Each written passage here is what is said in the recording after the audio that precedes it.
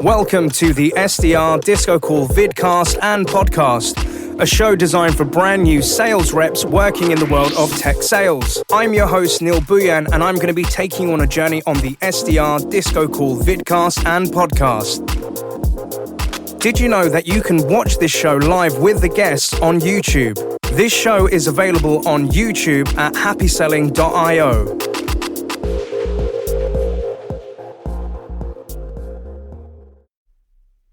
Hello, listeners, watchers, and fans out there. Welcome to another chapter of the SDR DiscoCall Show. If this is your first time joining, this is a show all about helping people in the world of sales development or people working in sales and in tech sales. My job as a host is to bring and find guests from all over the world that are in this position to give you career insights, help you navigate your career, or maybe answer those burning questions that have been in the back of your mind that you're not getting from your manager or your peers, and you can learn it here. And with our episodes, they're always available in your local podcast platform and also on YouTube. So if you're viewing it through or listening to it in any of those platforms, please make sure that you give us a like, comment, subscribe, and a reply. And with a guest that we have today, this is somebody that I'm very excited to have on the show because they were actually a referral from one of our previous guests. So a big shout out to Omar Sadiq out at TrainYo. But guests, rather than keeping my audience wondering who the hell you are, could you please introduce yourself? Who are you, sir? Thank you for the introduction, Neil. My name is Kyan Burke. I am an account executive at Revolut, also a keynote speaker and podcast host. Ooh, thank you very much, Kyan, and welcome to the show, sir. So this man is behind a lot of media and content, and, you know, he has his own podcast, and we're going to dive into that in a short while. And also, guess you may be wondering, okay, we've got an account executive on the SDR DiscoCall Show, but there is a good reason for that, and you're going to find out very soon. But Kyan, for our listeners and watchers out there, can you tell us, where are you based in the world? And you're an A for Revolut. What does Revolut do? Yeah, good question, Neil. I'm based in London, UK, and Revolut is essentially a remedy for your traditional banking solution. So all things money in one app, pretty much. Thank you very much, Kyan. And outside of sales, sir, what kind of hobbies do you have and interests? I like boxing, so I do that every Saturday. I've got a brilliant coach who, we can speak about everything. So I can come to him when I'm feeling stressed over the week, and we can have really deep conversations. I also like recording because of BDR's podcast with my co-host Brandon Hook as well. And anything to do with business development. I know that may seem like things that are in my sort of professional time that I should be doing, but I really am passionate about business development, hence the podcast. So I love watching things like yourself and anything out there that, you know, is interesting to me. Thank you very much for the insight, Kyan. And again, we're going to be sharing links, and we're going to be diving into deeper about Kyan's podcast as well, so that you guys and girls out there are able to review this, because I think it's freaking cool what you're doing, Kyan. And as guests and listeners and watchers know, it's normally at this point we will dive into our guest's LinkedIn profile. And as a gentle reminder, you can always find their LinkedIn profile URL within our show notes. So if you want to reach out to Kyan, pick his brain, learn more about him and his show, feel free to check it out. But Kyan, you are a man that is a media mogul from my point of view. Like you said, a keynote speaker, podcast host, and you work in sales, a man of my own heart. And there is a lot of content that you do. So guests and listeners and watchers highly recommend checking out Kyan's content because it's super cool. I'm super envious, and I'm learning a hell of a lot from yourself, sir. But you've got quite a colourful career. So, you know, looking at your history, like you've been a lettings negotiator, you've been an intern at the super cool company TrainYo, you've worked in the world of sales at Site Improve, you're an SDR community manager, podcast host, and a new recent A for Revolut. So, Kyan, could you walk us through kind of like, where did it all start off? How did you get into sales, and how did you end up where you are today, sir? Good question, Neil. I think from school, I remember like a very important book, which was Duncan Bannatyne's autobiography, where he talked about revolutionizing care homes when they became privatized. And I was literally addicted to that book. So from there, I made sure that my degree was in entrepreneurship. And we had an amazing dean of entrepreneurship who encouraged us to start our own businesses, micro businesses. We learned how to keynote speak. And at the end of my degree, I had to basically produce a pitch to the whole board of entrepreneurship at my university. And that's when a lot of them approached me and said, hey, you'll be good at speaking. And I always kept that in the back of my mind. So from there, I used my entrepreneurial spirit to sort of get into sales. When you're fresh out of uni, sometimes you feel that chances are limited. And I had a good relationship with someone who owned a lettings agent. So that was my first exposure to sort of direct B2B and B2C experience, calling, emailing, and so forth. So that's how I sort of started, I would say. Yeah. And out of curiosity, so, we've had quite a few guests that have, had a degree within entrepreneurship. And it's, something I'm seeing more and more happening, or I'm hearing of it more, because to be honest, back in the days, I didn't go to university, like, disclaimer, but I never heard it as a degree or, something you could go study and, be a part of.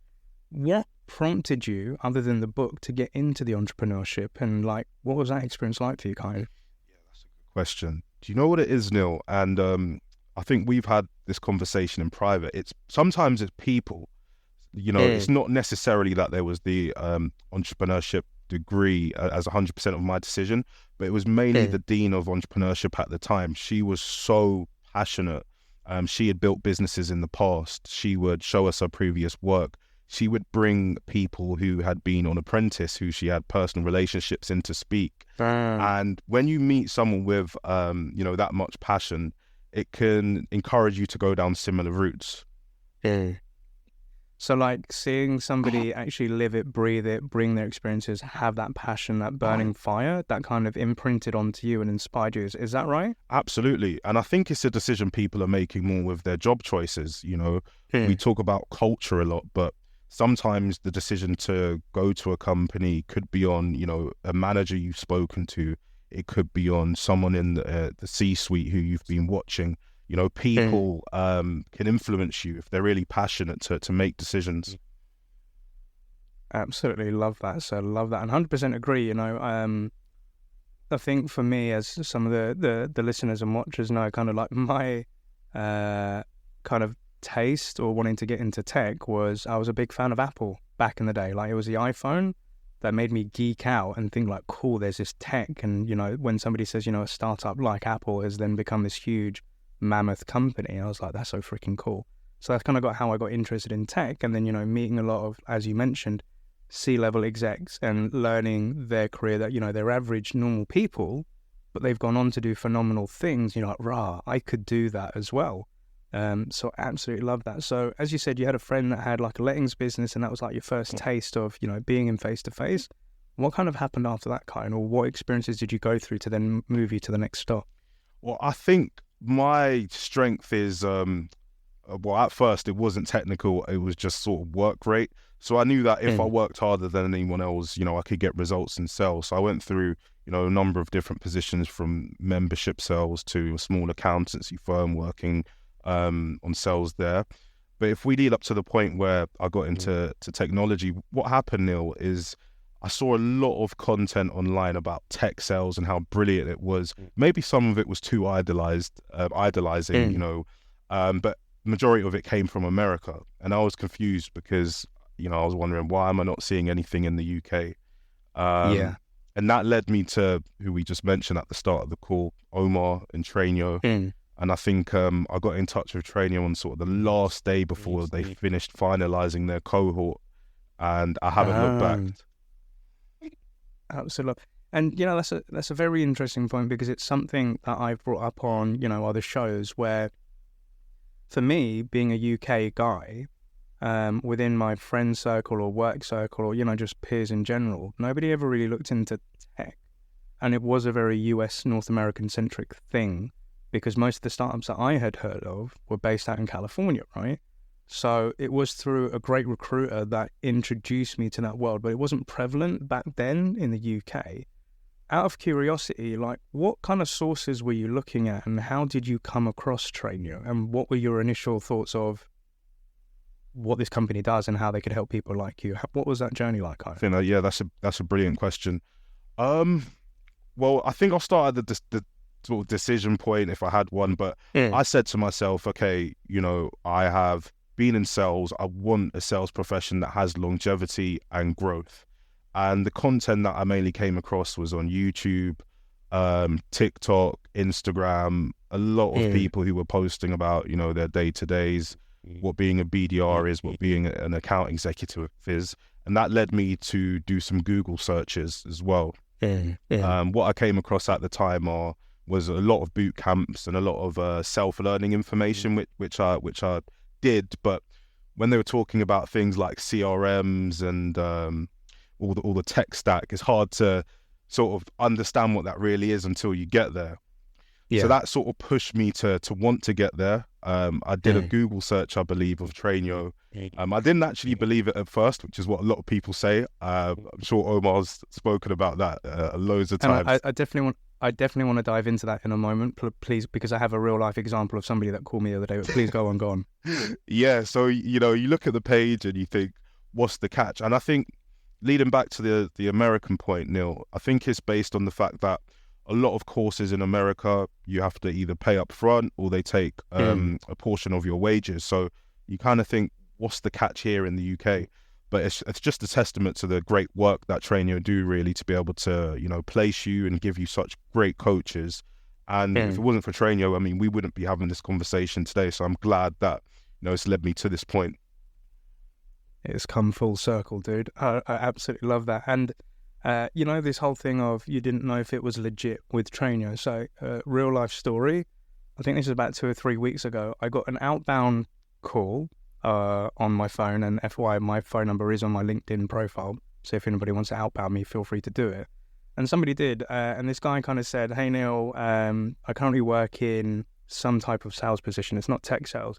And they were saying to me, like, there has to be much more to life than this, I've only been in this role 3 months. I was like, okay, it's only been 3 months, dude. So, but he said he wanted more. And he says, how can you help me? And I said, I'm more the guy that once you're in the company and you're doing the actual role where you need that coach or you need that trainer, that's where I come in. I'm not the guy that helps you get into it. But there is a company called TrainYo, and this is where you could be as a starting point if you want to get into it. And I said, it's a free course they provide, they enable you, and then they will help you find that next position. And then he said to me, what's the catch? And I was just like, there is no catch, dude. And he was like, yeah, but there's a lot of companies that scam you. I've read up on this, I've actually applied, and they're asking for money up front, etc., etc. And I said, I wasn't aware of it. I had no idea that there were people that are scamming people out there, right? Which made me think, like, bro, really? And I said, no, TrainYo is legit. I've sent a lot of people there. I've actually worked with a lot of people that have come from there. Then go for it. And then, he applied, and it was like 2 days later, and he called me again. He said, I haven't heard anything. And I was like, they're quite busy. They will get back to you. And I believe they have. But that whole thing of somebody or an organization enabling you for free and then helping you get into that role is freaking amazing. But to your point, you maybe had to question whether it was legit. And what was that process like for you, Kyan? And how did you, once you actually got in there doing that stuff, what was that like? Because I think a lot of our guests and listeners would love to know that journey as well, for those that might be skeptical that it's a scam. Good question. I think that's a brilliant story there as well. I think the main thing is the skepticism is because there aren't really that many organizations to compare it to. So you think, if this is sort of some lone machine, how are they able to do this? But I had a great conversation with Omar and Jordan at the time about the course. We did a few interviews to sort of see what my drivers were and what my motivations were to get on the course. And on the course, it's the highest quality of coaching that you can get. Like some of the method, well, near enough all of the methods that I use today are from the course. And a lot of the coaches on the course are now, my friends. One is a mentor of mine as well. I should be going back to do some coaching on the course as well, which should be exciting. So it's like everything comes full circle, as we said earlier. So I think once you're there, it's brilliant for friendship as well. My co-host, Brandon Hook, that wouldn't have happened without TrainYo too. I love that. Again, a big shouts out to the TrainYo family. They're doing some great things. as you mentioned, like for somebody as an outsider, I've spoken to TrainYo, I've seen how they work, and I can see like the amount of global coaches they have from different companies, different experiences. Basically, it's a melting pot of knowledge for SDRs to learn from. And as you mentioned, it's a great networking opportunity where you're meeting like-minded people or who are people at a similar point in their career, and they're able to go on this journey together. And as you said, you're making mentors, and then you're able to go back and help out for the people that helped you, right? I think that's a beautiful journey. And when you got to the end of that TrainYo experience, and then you moved into your role at Site Improve, what was that transition like for you, and what was going through Kyan's mind? Good question. Someone sort of asked me a question surrounding, what happens at the end of TrainYo, because they were going through the course. So they asked me a similar thing, and how I described it, which is what happened to me, it was so supportive. There were a few opportunities presented to me, a few companies I was interviewing with, but Omar said to me numerous times, look, if you've got this offer and we're having this conversation and these are your doubts, don't take that one. So I actually waited a long time. It wasn't like they were trying to get me into a certain role. We spoke on mobile, me and Omar, and he said, if these are your reasons, don't take that one. And the reason that I went with Site Improve, it relates back to sort of our earlier conversation, Neil. It was the manager at the time. He was really invested in me as a person and sort of my story and what I wanted to achieve.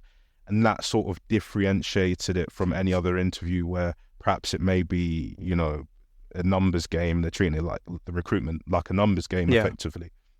Yeah. I love that. So, you have a couple of offers on the table. Omar is also coaching you and helping you, come to the conclusion of which way do you want to go. And then finding that place where, they're invested in you and your success rather than, to your point, just being a numbers game. I think that's freaking amazing, dude. And I think this is it's a great question I'd love to ask you as well, because I get a lot of DMs on LinkedIn where it's people I've either trained or coached, and they're coming to me saying, Neil, I'm moving job. I've got a couple of offers on the table. And they say to me, what do you think I should take? And my initial response is, I can't make a choice or a decision for you because it's based on your values and what you want from that job and career. Here are a couple of things to think about. But for our audience and listeners and people that may be having a couple of offers on the table and they want to move forward to that next job or role, what advice or tips would you give them, Kyan? That's a good question. Again, I would probably, so those who are watching or listening, I would probably inbox Neil for that sort of matrix that he described, because with me, Neil, it's about the energy that I get from the people that I speak to at the company. I do have some sort of non-negotiables or brackets that I put down, such as, what I want to earn, what the commission structure is like, the products, I need to believe in it. These are a few things, but it mainly comes down to the people with me. I love that, because again, with the people, it can relate to the culture, the people you're going to be working for. And do you have any kind of like red flags of things that are non-negotiable for you? Like, okay, if I hear or see those sort of things, I want to steer clear of it.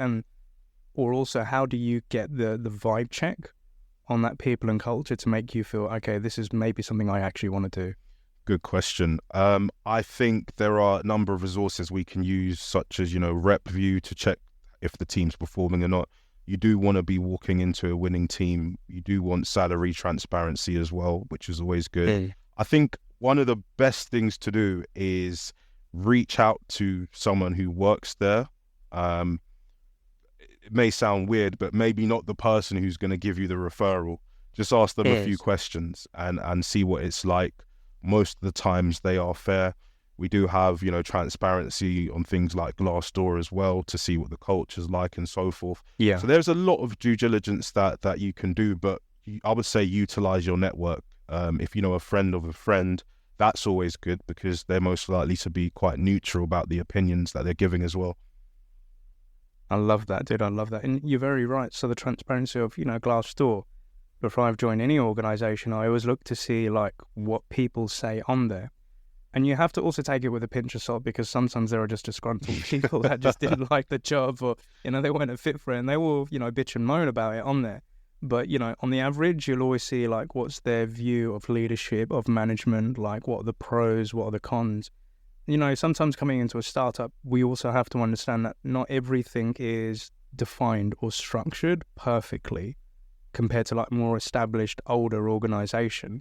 And again, it depends on what you want. But also that tip that you give, love, networking bottom up, speaking to people in the org, like what's it like there? How are you feeling about it? Why did you join that company? And even to take it a step further, I also used to go onto g2.com to see what customers say about their platform and their product. Because again, I need to be able to believe in this product, but also be passionate about it as well to help me figure that out, right? So there is, to your point, a lot of due diligence you can do. And I think, the people that do DM me and inbox me, the underlying bit of advice that I give them is you need to do what you feel is right for you based on your research.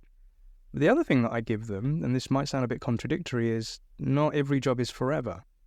And what I mean by that is if you decide to move forward with this position, go for it. But after 6 months, you may feel it wasn't what I thought it would be. It's not where I want to be. And the advice that I always was given by my father, which was, go into a job, get to the 6-month mark, and then ask yourself, is this where you want to be? And if it isn't, then at least spend the next 6 months planning where else you'd like to go or what you'd like to do. But by that point, you've at least got a year of tenure under your belt, and that will help out with your CV. And I've always put that in the back of my mind of, I'm going to go for it. It looks really great, but it might not be everything I hoped it to be. And if it isn't, there is always alternatives, but I'd always give you the benefit of the doubt by sticking out those first 6 months and then using that thereafter. But also what I'd love to learn from you, Kyan, is, you came in as a BDR, you performed quite well, you went into a team lead and then went to an AE. What was that journey like, dude? Good question. That journey was really amazing. I built so many great relationships, at the company. They're really supportive from the moment that I came in. And I don't think it was conscious, but I managed to build relationships with every department, Neil. So whether you was an office manager or worked in marketing or had nothing to do with sales, I would make sure to speak. And it didn't always have to be about work. So I always felt supported, and it created sort of a snowball effect where, I was really motivated to come in, do the hours, and make sure that, I maximize my capabilities. And then after a short while, I started thinking, where can I go? Where do I want to go? It was an account executive role. Luckily, I had good relationships with the sales manager, and also I made sure that the CEO was aware of who I am. So whenever he came to London, he could see the boards that we had up at the time, and he could see how hard I was working. So I think, the snowball effect of those great internal relationships and my ambitions really pushed me to do well there and have an enjoyable experience. I freaking love that, dude. And I think the key thing that stands out there is your visibility in the organization. So, talking to different departments, making yourself aware, this is who I am, even if you're talking to somebody that's not sales, wanting to put the grind in with work and put the effort into it to get those results.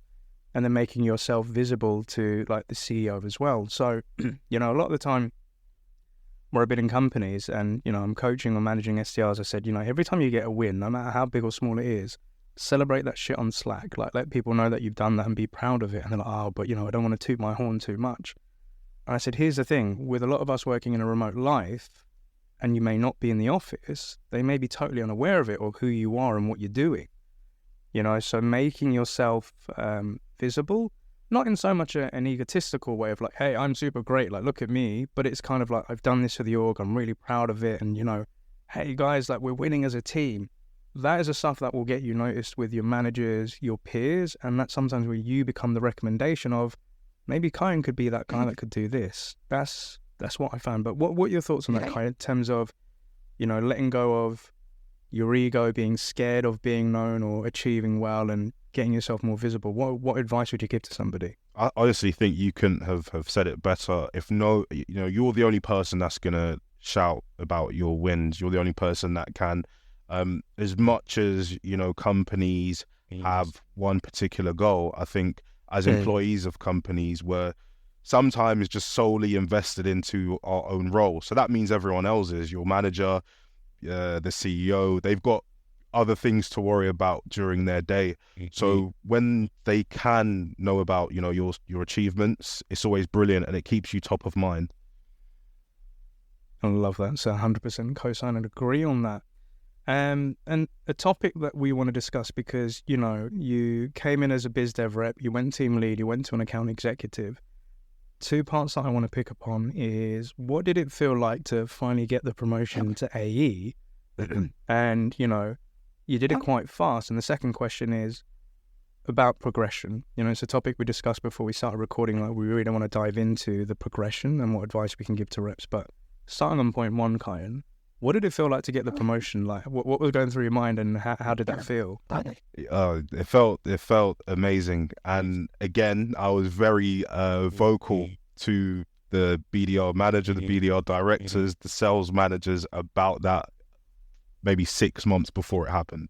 You know, before there was even any actionable plan that we'd made, I was very vocal about me wanting to be in that position. But I think what's important to know is, from maybe not day one, but from an early stage, I made sure that I had some work to show that I was worth this position. You know, I made sure that I was continuously top in EMEA, in the UK, sometimes globally, for, you know, big KPIs, whether it was opportunity creation, the dollar amount of that opportunity creation, even down to activity. And so I had to have a case for it initially. But once I became consistent in those KPIs, you know, I wouldn't say hounding Neil, but there were a few emails sent on Sunday to the sales manager at the time to remind him of why I should be in the team. I love that. And he would always appreciate that persistency. We would have a laugh the next week about why I emailed him this long email about all the things I could do if I was an AE in the team and all the problems I could solve for him. So yeah, just having that body of work to prove you can do it and making it known, it felt amazing. I love that. And you know, I love to hear that, you know, like, you're preparing like this body of work to show like you're that guy, right?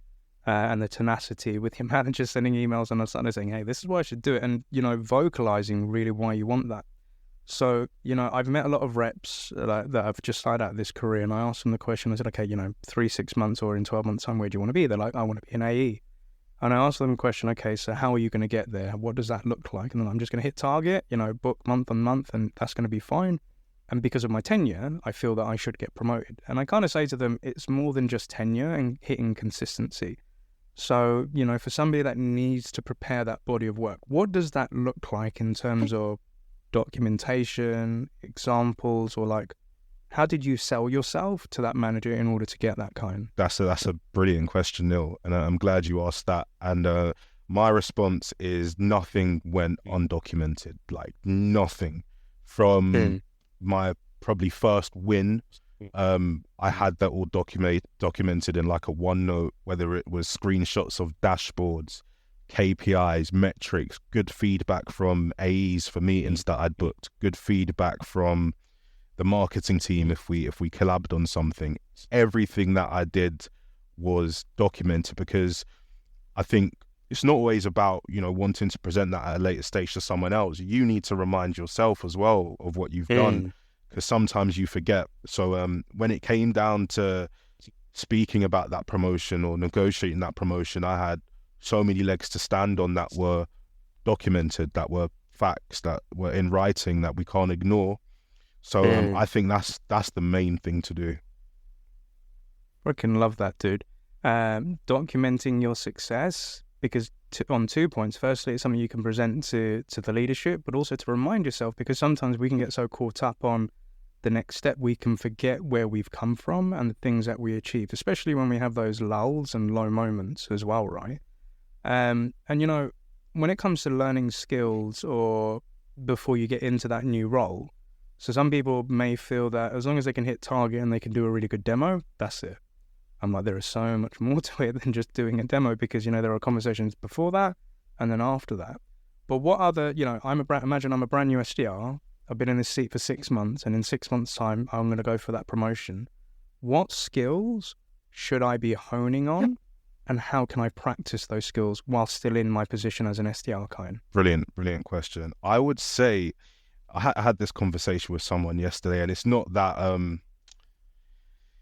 I don't think it's that difficult. I think the first thing that you have to do, and I do this like even before I've finished onboarding sometimes, which may annoy the people that I ask, but I find out who is the best in the role, whether it's AE, whether it's BDR. I ask either the manager or whoever in the company, who is the best person statistically, and I book a meeting with that person, and I just literally follow everything that they do to a T.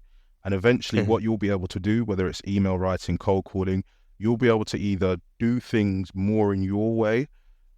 You'll be able to become more efficient. So you may be able to say, okay, this is working, but I don't even have to do that many calls. I don't have to do that many emails because I'm good at this. So you'll be able to optimize. But I always encourage new BDRs, don't invent the wheel because there is no need. Some people ask me, I'm going to a new company, I am going to write, I don't know, a cadence or a new script. And I always say, find out who the best person is in that team and go and get their one and use that for now or edit that. So just basically, if it's copying, then but the people will be more than happy to help and they'll be flattered as well. So I think that's the number one thing. Think the second thing, and this is more for if you have sort of an SDR and AE team that's 1-to-1, but build a good relationship with your AE, because the AE that I worked with, Ollie, we would run through walls for each other. And what I mean by that, Neil, is she would see how hard I'm working, I would see how hard she's working, and there'll be like Slack messages at 11 p.m. like, oh, I just thought of this. Should we prospect this company? And because of that, when things happen, Neil, like, I don't know, an inbound or someone who's reached out to her, you're going to be the one to get it. And all these things can add up to your targets. It's not necessarily that, you know, the top performer is particularly special. They've just done whatever's worked before, plus they've created their own luck. Yeah. I freaking that's some solid advice there, Kyan. So, you know, to kind of summarize that, check out the blueprints of those top performers. Like if it's emails, if it says call, like, so don't have to reinvent the wheel, but see what's working, especially if you're coming new into this role and you're trying to figure it out. Book time with those top performers to see how they're doing it. And, you know, whilst you're doing your onboarding, at the end of it, just say, hey, who is top person statistically? And then building that relationship with that account executive where you're like co-pilots with each other, you're driving for success. And, you know, you can kind of spur each other on competitively of like, yeah, we're going to smash this meeting. Okay, we're going to do this. We're going to handle that. I'll do the follow-up. I've been there. I've done that with a lot of AEs and it's fun. And you can build that chemistry and they want you to succeed. So they will help you get that conversion to meeting booked, to meeting sat, and then helping it, turning it into an opportunity, and then also giving you feedback of, you know, next time we go into the call, maybe you could do the introduction, maybe you could do the follow-up email. You know, take some of that responsibility off my plate so that you can start getting ready for that role. Freaking love that.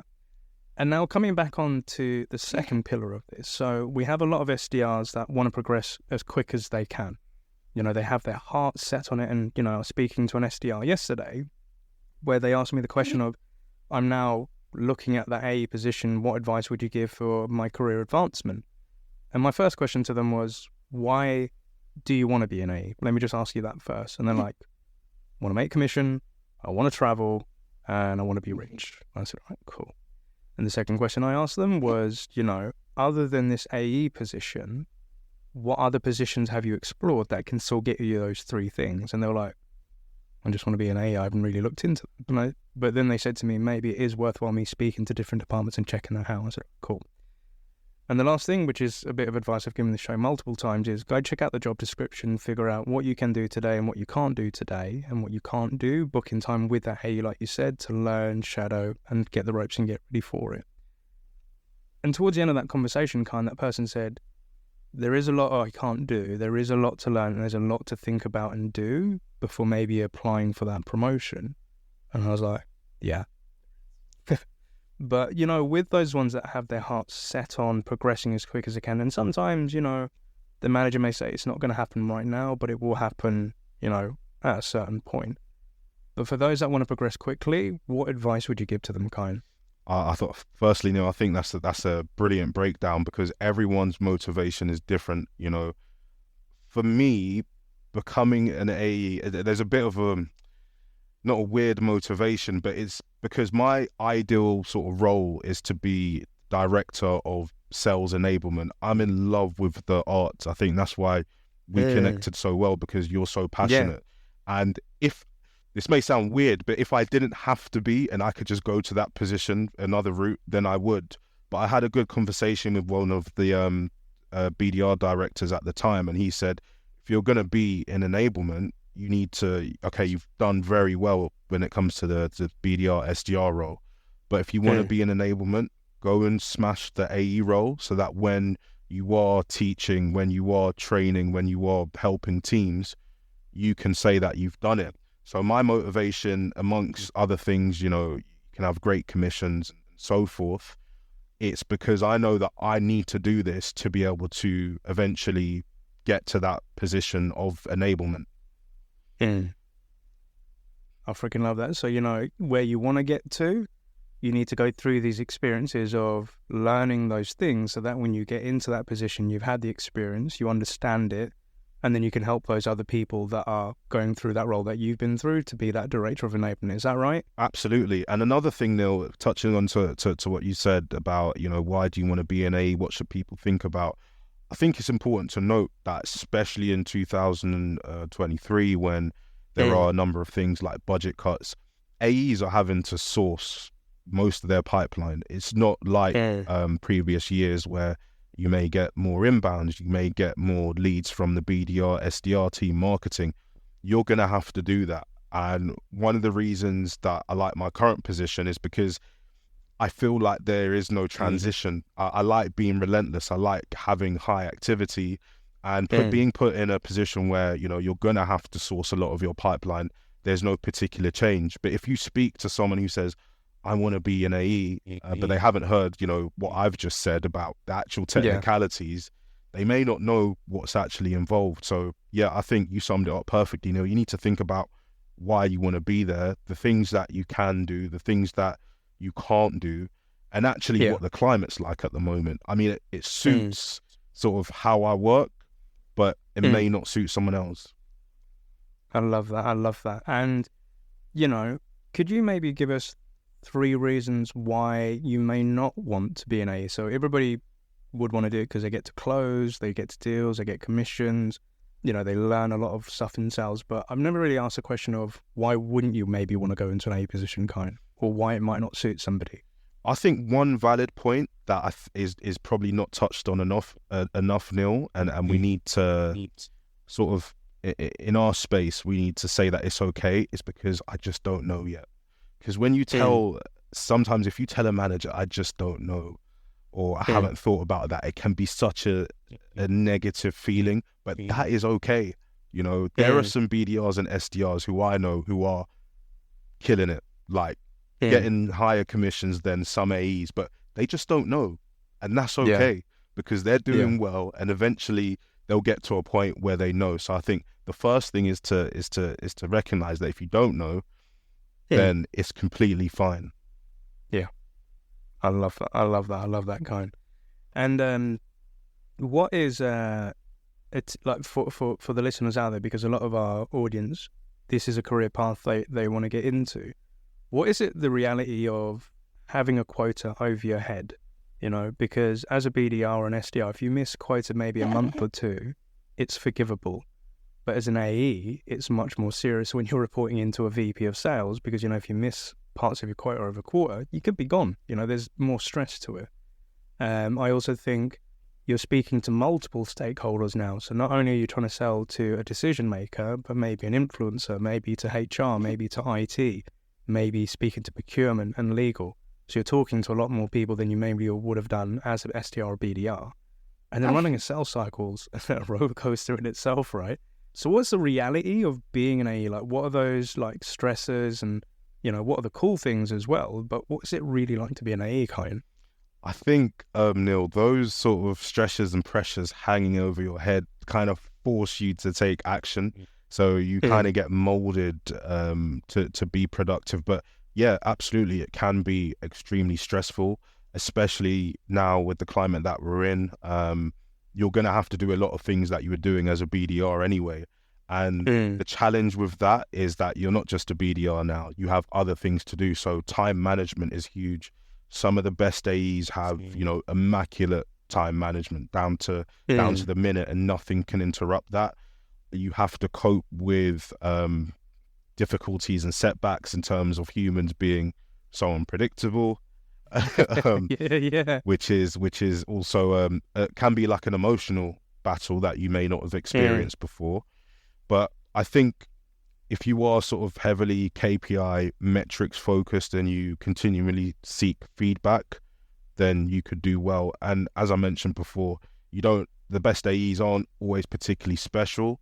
Maybe they've just copied what the previous person who was amazing had done. And that's just my approach. I love that. So that's some solid advice, I think, for our listeners and watchers out there, like contemplating this AE role, things that they can do, ahead before that promotion, things to think upon, if this is the career that they want to go through, and also the reality of it, but with that perseverance, if this is something that really brings you energy, you can have a hell of a lot of fun and you can make a lot of good money out of it. And it can really help you to empower yourself before you go into that next position. Because like you said, director of enablement, that's kind of like maybe somewhere where you want to go. And for me, I just wanted to be a CEO of my own company. I wasn't the best AE. I wasn't, to your point, anything special, average at best. But I realized it wasn't something I really enjoyed as much, but it has helped me today in being an SDR coach, a trainer, and a podcast host, right? Because I have to prospect and book people into this, and this is the live demo that we're doing, and I have to define the next steps, which is post-production, which helps me bring me on to the next area, which I'd love to pick your brain on. So as a media mogul, Kyan, you've got your own media and content going out there. And I just wanted to share my screen again because you've got a lovely podcast, which is because of the BDR podcast, which you have a co-host, which is Brandon. And again, listeners, watchers and subscribers, I'll be putting links in to check out Kyan's show. But could you tell us, what is this about? How did it come about? And who would this ideally be for, Kyan? Yeah, great question, Neil. So someone asked me this yesterday, and because of BDRs, I had to think about this of what it means and how it actually came about. So firstly, it came about because Brandon is a whiz and a genius when it comes to hardware. He can build his own computers and things like that. So he was already doing some recording surrounding that. And he wanted a way of where he would be more consistent and focus on the tech side and have a partnership where we could push each other. So we came into conversation about a podcast. We thought about what we wanted to speak about. And to be honest, Neil, it came from two things. So a bit of anger that a lot of times in the tech space, perhaps some AEs are handing responsibilities to BDRs or SDRs and it's their job, or you're only a BDR is a phrase.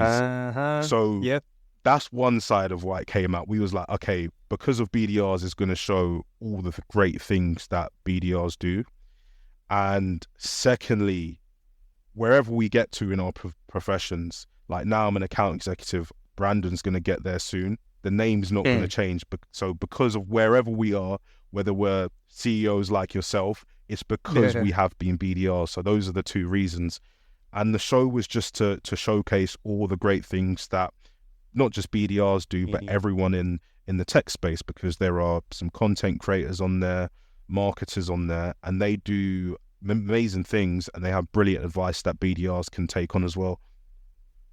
I freaking love that. And as a reminder, ladies and gents, if you want to check out the show, please check it on the show comments, show notes, and subscribe, because they're also on YouTube and they've got stuff coming out as well, and stuff on TikTok and everything. And I love promoting people that are passionate about our space.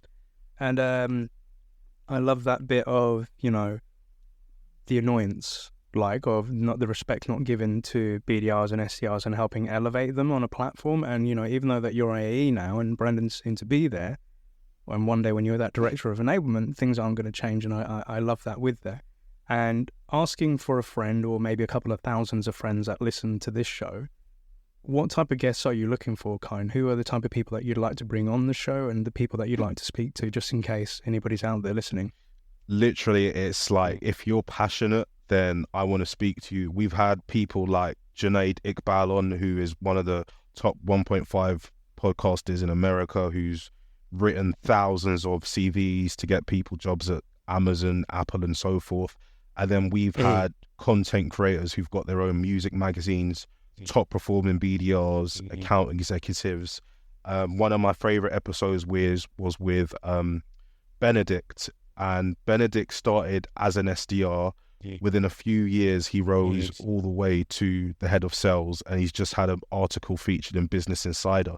So he's like a BDR at heart. He knows exactly what it takes. And I think it's got loads of inspiration on there. In terms of guests, there isn't really any specific profiles, just passionate people who do, amazing work in the SaaS space. I love that. So ladies and gents, if that is you, by all means, please reach out to Kyan, get in touch, have a chat and see if that's for you. And Kyan, if you're looking for any guests that are passionate about tech and SaaS, let me know. But Kyan, it's been an absolute pleasure having you on the show and learning your story, with a lot of golden nuggets dropped down today. And a question that I love to always ask my guests is, if you could give yourself 3 bits of advice to a younger version of you, maybe that guy that's working in the world of lettings, and he's got that entrepreneurial spirit, and he's just thinking, right, I'm going to make something of myself. What 3 bits of advice would you give to that Kyan? Brilliant question. I would say, it's a good question. Be relentless in whatever you're trying to achieve. Try to detach, how you feel at the moment from your work ethic. Obviously, take great care of yourself mentally, but always try to push forward. Even if, like, sometimes you go to the gym, for example, and you don't have the best workout, that compound effect in a year because of that session and the motivation it's given you for the next day is something that we don't really think about often.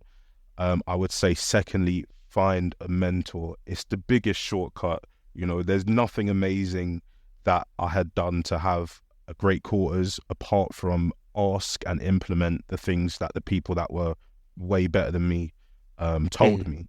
And I would say number 3, seek 3 and 3.5, seek feedback and make yourself known. So no one else is going to shout for you apart from yourself. Technically you could do slightly less work or have a slightly worse performance, but be very vocal about what you're doing and get the recognition you need. I love that. I would definitely call that basically a jab, a hook, an uppercut of advice. I freaking love that, dude.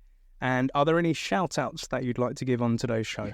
Sure, I'd love to shout out my co-host Brandon Hook of Because of BDR's podcast. Of course, if it wasn't for him, that wouldn't have started. And also Ollie Brennan is the account executive who I mentioned, who was instrumental in my career, alongside Marcus Cooper, the sales manager, and Ryan Nelson, my BDR manager at the time. Thank you so much, Kyan. And a big thank you to all of our listeners, watchers, and subscribers for joining us on Kyan's chapter on the SDR DiscoCall Show. As a gentle reminder, if you're listening to this in your local podcast platform, please give us a rating, subscribe, and like. And if you're watching this on YouTube, please make sure that you like, comment, and subscribe, and leave a comment down below. And as always, all of our guests will have their LinkedIn profiles in the show notes if you'd like to connect with them, pick their brain, or ask any questions, and also check out Because of the BDR's podcast as well. But Kyan, it's been an absolute pleasure to have you on board. I'm wishing you a successful week and good luck in the boxing session that you next have with your coach. But have a great week and happy selling, sir. Thanks all. Happy selling. Thank you for listening to the SDR DiscoCall podcast today. We would like to get this message out to more and more sales development reps, so please like, comment, and share in your local podcast provider. If you don't want to miss a show, you can always send a blank email to SDR DiscoCall, one word, at bcast, which is bcast.email, and you'll be added to our mailing list. We're also on the lookout for new guests, so if you work in the world of sales development as an SDR, BDR, MDR, or ADR, and feel that you have an important message or story to share, feel free to email us at podcast@happyselling.io, and we'd love to have you on board.